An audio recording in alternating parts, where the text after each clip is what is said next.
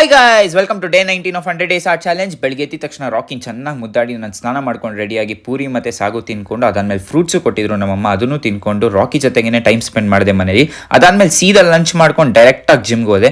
ಹೋಗಿದ ತಕ್ಷಣ reception table ಮತ್ತೆ ಫಿಶ್ ಟ್ಯಾಂಕ್ ಕ್ಲೀನ್ ಮಾಡಿ ನಾನು ಪ್ರೀ ವರ್ಕೌಟ್ ಹಾಕೊಂಡು ನನ್ನ ವರ್ಕೌಟ್ನ ಸ್ಟಾರ್ಟ್ ಮಾಡಿದೆ. 1 arm hand stand 3 seconds hold ಬಂತು. I am so happy. ಅದಾದ್ಮೇಲೆ ಫ್ರೀ ಸ್ಟೈಲ್ಗೆ ವಾರ್ಮ್ ಅಪ್ ಮಾಡ್ಕೊಂಡು ರೆಡಿ ಆದೆ.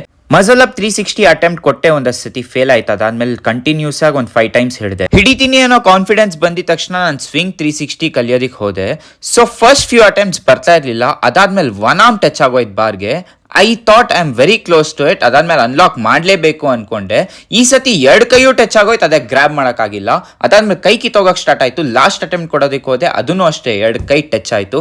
ಬಟ್ ನೆಕ್ಸ್ಟ್ ಸೆಷನಲ್ಲಿ ಅನ್ಲಾಕ್ ಮಾಡೇ ಮಾಡ್ತೀನಿ. ಕೈ ಕಿತ್ತೋಗಿದ ಕಾರಣ ಇವರೆಲ್ಲ ಆಯಿಂಟ್ಮೆಂಟ್ ಹಾಕೋ ಸರಿ ಹೋಗುತ್ತೆ ಅಂತ ಹೇಳಿದ್ರು. ನಾನೇನು ಪೇನ್ ಆಗಲ್ಲ ಅಂದ್ಬಿಟ್ಟು ಹಾಕಿಸ್ಕೊಳಕ್ ಹೋದೆ.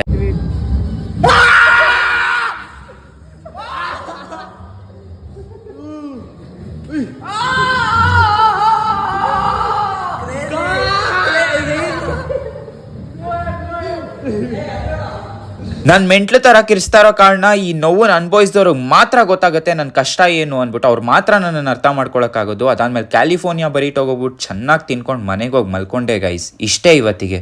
Good night.